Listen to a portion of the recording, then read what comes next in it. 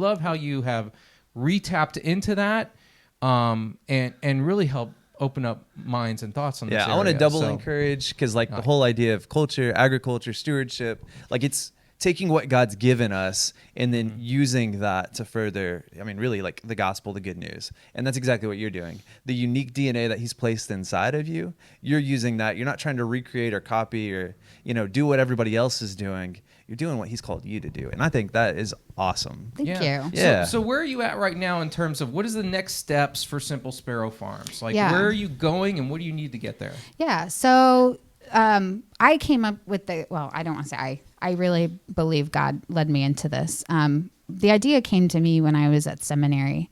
And so I had argued with God, like, no, there's no such thing as a farm ministry. Like that doesn't exist.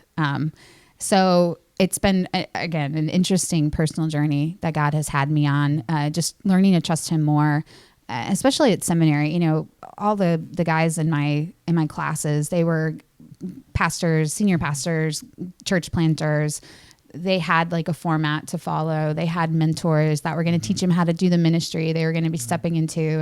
And meanwhile, here's me like, is there any other care farmers out there? Like, is there somebody who can mentor me? And it was challenging. And like you said, just the way that God has wired me pastorally, there can be some tension with that as a woman, in different faith traditions. So, to answer your question about where is Simple Sparrow going, we have spent the past several years just developing our proof of concept and really trying to define who we are. And then once you make something out of nothing, basically, and define it, you have to evaluate it to prove that it works. So last year was just being able to publish a lot of our studies, those case studies with those students that had come out. I also did, I had my time in seminary. Dr. Glenn Kreider is just an incredible mentor of mine, but he let me do a study for one of his classes to see if holding a rabbit lowered blood pressure.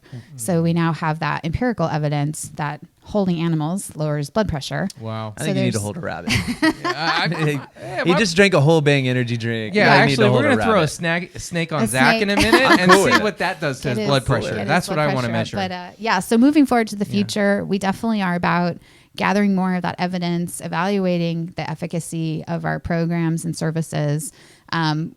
We can look at our quantitative data, like the sheer numbers of people that we're getting. We serve all ages, backgrounds, and abilities. And so every program that we have is kind of geared for a different age, or it can be customizable for abilities. So we can work with special needs kiddos. We have a program, just throwing out this example of how we've expanded and boomed. We have a Bunny in a Book reading program, and it's geared for preschool and early elementary age kiddos. We meet every other Tuesday at Sweet Lemon up in Georgetown. And when we started that reading time, it was like I made my cousins come with their kids. So we had like this little gathering. Yeah.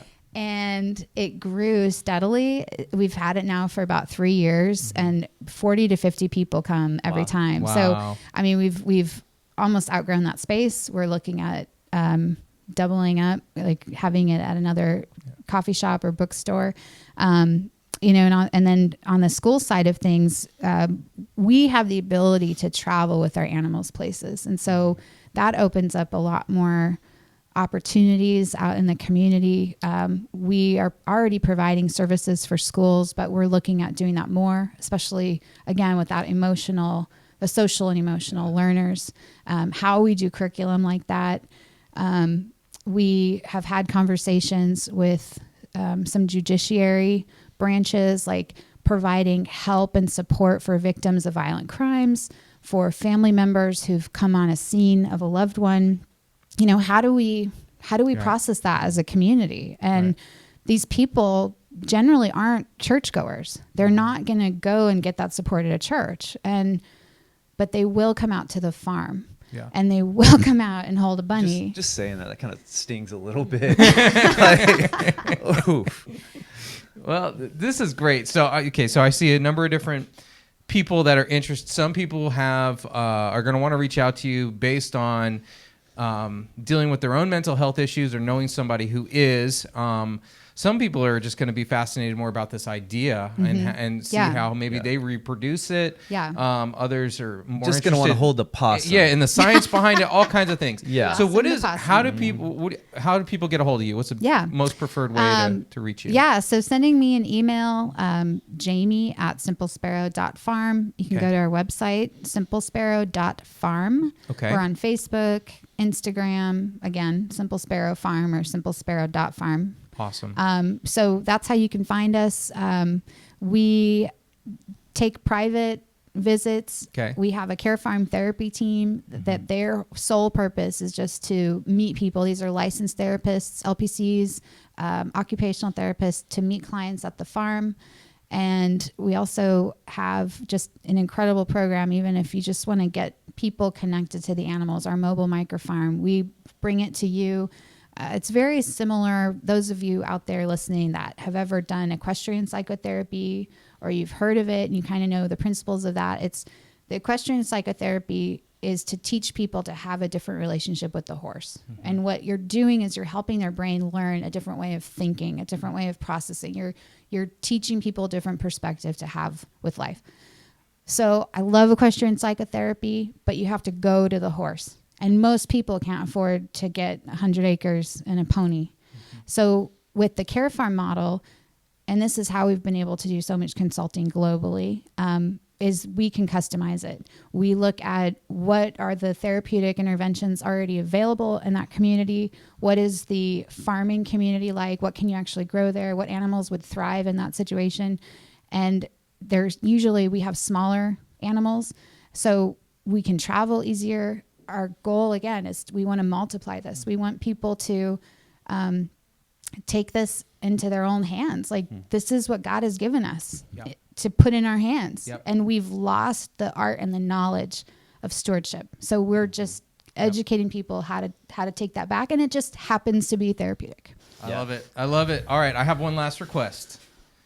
Before you leave, either myself or Zach has to handle a snake. You guys didn't hold the snake yet. No. So I want the possum. No. You get the snake. Yes. Well, here's the. How about we flip a coin for it? Okay. This is what I feel unlucky. This is what's challenged me. Anyone got a quarter? I want a better dime, a nickel, a penny. What? I want to better care for people by learning to better care for animals, like patience, self-control. I'm all about that. You're going to start with a snake. So I need to start with something small and fragile. Like my wife. All right. For the record, we may need for video evidence on this. I'm going to flip a coin. I have a quarter in my hand. Yeah. Okay. Tails, you hold the snake. Tails. Heads, I hold the snake. Okay. We're in agreement? Tails, you hold the snake. Heads, I hold the snake. No. Tails, you hold the snake. Heads, I hold the snake. Here it goes. Heads, you hold the tail of the snake. I'm not touching it. I won. I won. Did I really win? Shit. All right. Let's do this. Let's do this. Okay. Are you ready? Yeah. Did I win? Yeah. You won. You won, Zach. Unless this is like a Hunger Games. If you want to volunteer yourself as tribute, you can do it. No. I've never touched a snake in my life, nor have I had a desire to do it. Oh. But I can already feel my blood pressure rising, so I know that the reverse study is accurate. Okay. No. The study was with rabbits. I know. The reverse. Right. With snakes. But this is really good. So let me unpack what's happening right now for your listeners. So right now we have effectively activated Joe's brainstem. So if you like that, all time, that and that big can of Bang that I had right before this episode. So you're pretty like peaked right now. There's a wonderful psychologist, neurologist. His name is Dan Siegel. He has this thing called the hand model of the mind. And it's super simple, but you are right here in your brainstem. Like that would be like the palm of your hand. Okay. And so you're feeling the feelings, like maybe fight, flight, or freeze. Primal. And then primal, right? Like your reptile brain. Yeah, I'm not going to run with a snake. Reptile brain. Okay. But you're like trying to calm down. Yeah. Your blood pressure went up. The palms of your hand might be a little sweaty. And so this is what people with trauma, with PTSD, almost constantly feel like that. They're constantly in that state of alert. They're constantly being triggered. They're in fight, flight, or freeze. And so when we are in our fight, flight, or freeze brain, we can't be in the limbic, which is where we feel our feelings or understand our feelings. And we definitely cannot be in our cortex, which is where God designed us to like think about things, to be rational, logical, relational people. So this makes some brilliant sense, but Yeah. if I Like- sit here any longer, I'm gonna change my mind. You better Right, put the. because you're thinking about your feelings now, and now you're like trying to go back to your cortex. Oh. Okay, so here's Yeah. Xerxes, Pass me a Just don't snake. even- and we actually It, we use Xerxes. To I teach read people Genesis this. 1, okay, and it talks about snakes. Oh my god. But you're right. Kid. It's primal though. It's a threat. So I'm not going to force this on you. He I'm looks going to hungry. let you have He total. does look hungry. He's licking your arm. He's smelling. They don't lick. This Okay. is Xerxes. He's a ball python. Okay, what am I supposed to do with this? So thing? hold your hand out. I'm gonna. He's Just like He's this? very He's smooth. There you looking at go. Oh, me. geez. How's he gonna? He's Joe, not. you get here. I'll hold your mic. Oh my god, I'm holding. Yeah, I a got you snake. here. So my mom is in this glass window behind you. She does not know a snake is in the building. Should we put it around your do- neck, Joe, for her? I feel like she needs to see this. We should no. put it around your neck. Okay, I've got okay, I've got right. 10-year-old boys that come out to the farm Okay. and hold the What snake. what The am I first doing? time- You're just gonna hold still. It's like a hug. Wait, you don't know okay? I'm okay. He's- This is ridiculous. what? Joe, the first time you're just going for it. Okay, he's balled up because he's a ball python. Here we go. This reaction. Can we get this reaction, please? Mom, come on in. Oh my god, Are you ready? it's gonna choke me. It won't choke you. It's time for the podcast. You're up next. Come on in. You're doing it. Let's go to You're her, doing Joe. it. Yeah. You're facing your Go give her a anxiety hug. and you're building resilience. Is there any studies on podcasts giving somebody PTSD? No, I'll give you a rabbit Oh. next, and it'll lower your blood pressure. We'll he's- fix All it. right, let's- We'll smiling. fix All right, it. thank you. All right. Oh, he wants a kiss. Yeah. What's up, buddy? Do you need the bunny now? Give Zach the bunny. He needs Give- the give, bunny. give the wuss the bunny. I'm gonna sit down and we'll read you a story as you hold the bunny. Okay.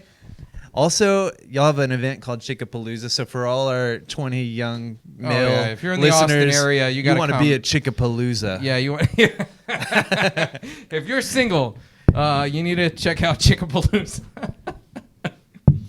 All right, here you go. Are you nervous? How are you feeling right I now? feel pretty good. Are you sure? Yeah. Are you gonna be okay? I don't know. I have a little PTSD from that book, Watership Down. Is there And then they Oh. made us watch this terrible, No, terrible. this part. rabbit won't kill you. Is there Okay. any way we can get this bunny to just urinate all over his white shirt? Well, Bring it it looks on. like he I already have a kind of 5-month-old. tinkled on the floor. Yes. I have a 5-month-old. I'm used to it. So what I'm That's how we doing bond. is I put the rabbit on his left side, and what that does is that activates the right side of his brain, which is better for calming and coping people, like helping them calm down. So if y'all know like weighted blankets, that's what we're doing with the bunny. It's warm, it's soft. Joe might need that. He might. Do you need a bunny, Joe? I don't. I feel like I need a. You can pet. Can I No, you- pet? you can pet it. I can Is he pet. So- gonna leave? No, she's just getting comfortable. Good. Yes. Bite the hell out of him, buddy. No, she's got a kind nibble of, on his ear. She's got kind of pokey claws, but she'll simmer down when she knows that you have her. So what the rabbit does is you're petting, and when we do that rhythm and repetitive stuff, it actually helps regulate our brain. So that's why you'll see people when they're waiting in line, they kind of go back and forth. They're actually trying to keep awake or calm themselves down, and so going side to side is like a neutral regulation. So we're aware of all of these things, these therapeutic sensory things that we're doing at the farm, and we are trained to be able to recognize where people are at and then how to introduce something in creation to regulate them. This is amazing. Jamie, thank you for what you're doing. Yeah, I'm glad you do. Thank you. So Simple Sparrow Farm, you guys Yeah. got to follow, get in touch, and get on. I'm sure you have email lists, but Yeah. definitely follow on social media. Yeah. And you're gonna hear more from Jamie in the future, I'm sure. Oh, so thanks. thank you so Yeah. much Can we turn for this being a into, part Jack of this Hanna episode. thing? Like, you just A want- Jack Hanna thing. Well, and the important thing for everybody out there, if you can't have a farm, just get outside. Take Yep. care of something, steward yourself, steward another person, go for a walk, like just enjoy creation. Yeah. What's your favorite animal? My favorite animal are my goats. Oh God. Well, I'm glad you didn't bring goats, but that would have been better than the snake. All right. Thank you, Jamie. Yeah, thanks, Joe. Well, Thanks, Zach. all right.